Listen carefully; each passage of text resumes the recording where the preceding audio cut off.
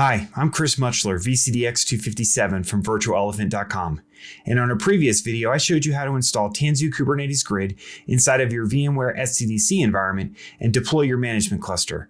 In this video, we're going to continue our journey and deploy our very first workload cluster within that same environment. I hope you'll join me. Let's get started.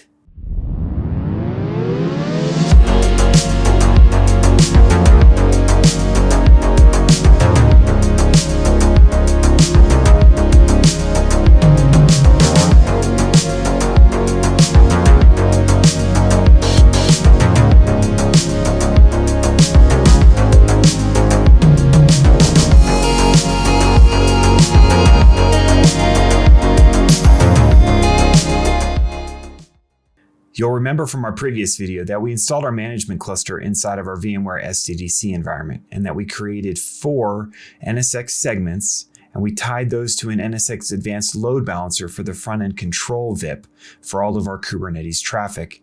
In addition to that, we deployed 3 controller VMs, as you can see here on the screen, as well as 1 worker node for our management cluster. I've opened up the YAML here on the screen to show you that there's really only 2 lines that we need to modify to make this same YAML file work for a workload cluster. The first being the cluster name. So once you change the cluster name to whatever you want, then move down towards the bottom of the file and find the v0_network line and change that network to whichever network you're going to deploy your virtual machines on for your workload cluster. Here you can see that I've chosen the NSX segment that I've created for my workload-1 cluster. Now that we've taken a look at the YAML file, we're ready to actually create our workload cluster. Now the first thing I do is set an environment variable so that there'll be 3 machine workers created inside of this workload cluster. That variable can be anything from 1 or more, and you can always scale up the number of worker nodes later using the Tanzu command within your workload cluster. Now that the variable is set, we're ready to execute the command tanzu create cluster -f, the name of our YAML file, and then -v5 and -- timeout 90 minutes.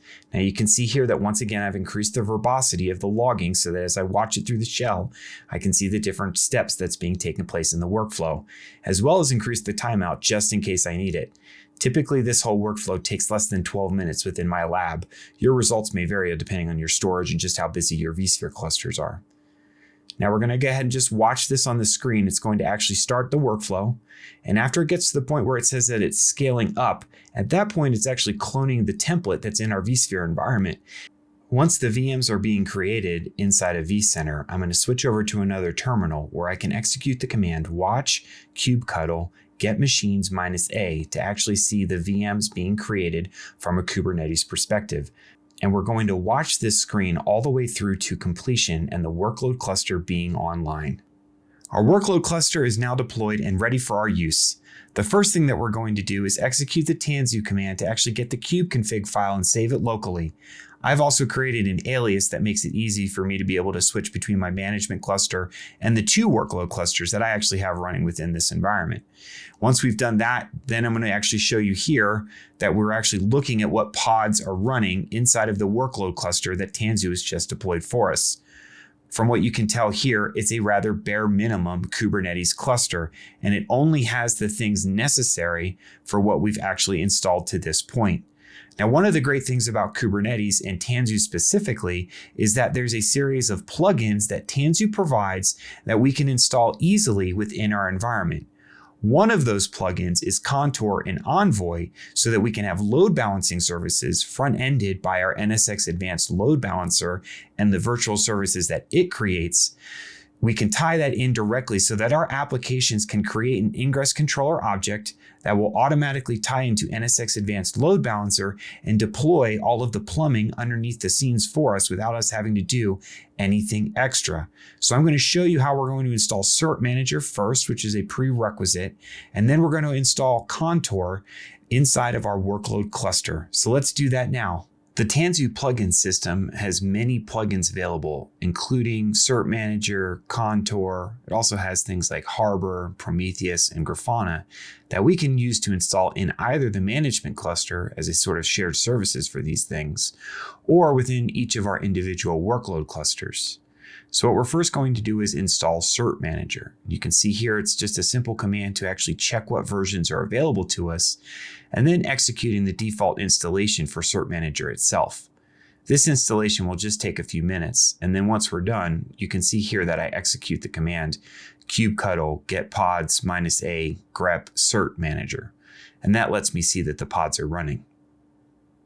So once Cert Manager is installed and running within the workload cluster, we're now ready to install Contour. Now, like I mentioned before, there's a YAML file that you'll need to get from the documentation, and you'll find a link in the description. But once you get that YAML file onto your Bootstrap server, then you go ahead and can run the commands to install Contour. The first command, again, is going to find the versions available of Contour that are available to you with your TKG installation.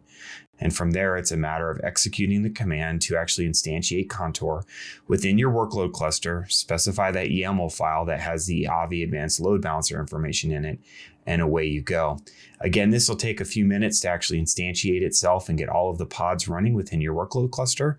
But once that is done, then you can log into the NSX Advanced Load Balancer UI, and you can actually see the virtual service for port 80 and 443 that are running, that with an ingress controller object within Kubernetes can be leveraged by your applications that you deploy.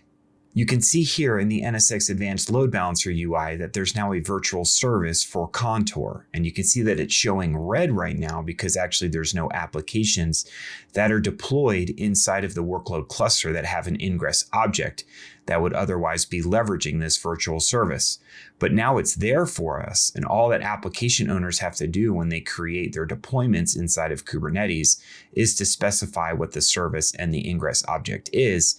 And now this ingress object virtual service inside of the NSX Advanced Load Balancer will automatically take advantage of it and route their traffic to their individual applications.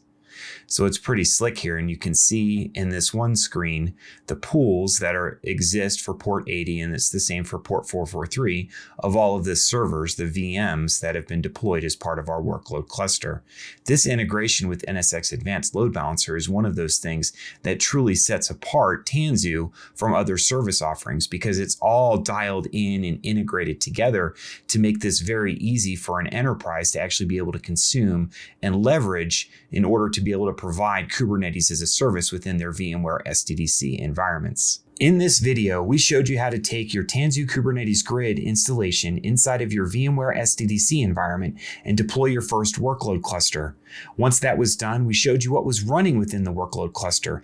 We also showed you how to leverage the Tanzu plugin capability to be able to install things like Contour as an ingress controller easily and have it automatically integrated with NSX Advanced Load Balancer. It's these very capabilities that as a cloud architect are going to enable you to be able to design and architect a Kubernetes service offering based off of Tanzu Kubernetes Grid inside of your VMware SDDC environment that is going to enable your businesses to be able to quickly leverage containers and Kubernetes within your data centers today on top of the infrastructure that you're already familiar with. I hope you found this video informative. Please like and subscribe and leave a comment below. And I look forward to talking to you next time on this learning series.